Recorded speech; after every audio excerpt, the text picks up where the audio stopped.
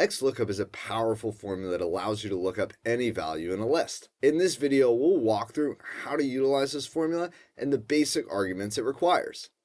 Let's talk about when you might want to use the XLookup formula. On the left, we have a table of employee numbers where we would like to return the employee name, hire date, rating, and salary for a subsection of our employees. The XLookup formula will help us do this really easily. If I go up to Insert Function and type XLookup, Excel will add the XLookup formula to my cell. The great part about using the insert function method is Excel will walk you through the different arguments that a formula uses. So it will show us the lookup value, the lookup array, the return array, if not found, in match mode. So our lookup value will be the value to search for.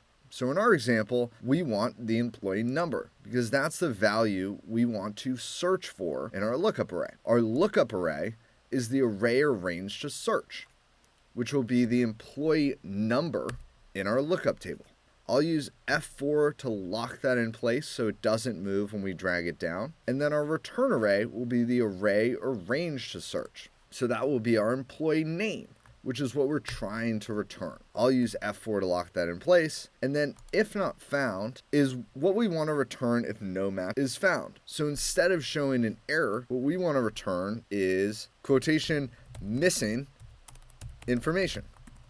And then our match mode will be to specify how to match lookup value against the values in a lookup array. What we would like to use is an exact match, which is 0. And Excel has done is they've bolded, so lookup value, lookup array, return array, the required arguments in a formula. And they've left the other arguments, if not found in match mode, which are the optional arguments, as not bold. So even if we didn't put in a 0 for match mode, we would still return the exact match because that is the default match for an XLookup. If I hit OK, for our top employee number, 03374, we've returned pterodactyl, who is the employee in our lookup table. If I fill this formula down, now what I can see is I've returned the different employee names and where I'm missing information, so I don't have 08898 in my table, it's returned missing information. If I remove the if not found argument, now what Excel would do is it would give me the error of NA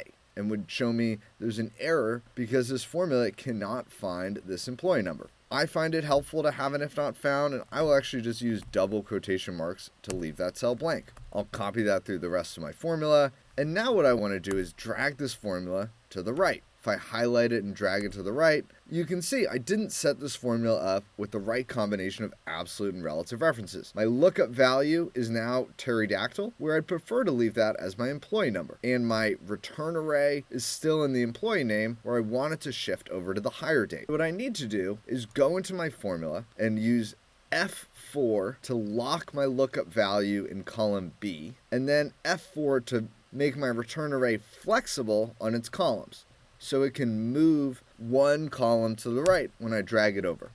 So if I fill this down and then I drag this formula to the right, I've returned the hire date for each one of my employees. And I can drag this 2 cells to the right and return the rating and the salary. So the 3 necessary arguments of an XLookup are the lookup value, which is what you are using to search, your lookup array, which is the range you are searching on, and then the return array, which is what you want to return. These additional optional arguments, if not found, match mode, and search mode, are helpful if you are trying to write more complex XLookups, but are not necessary to perform the base formula.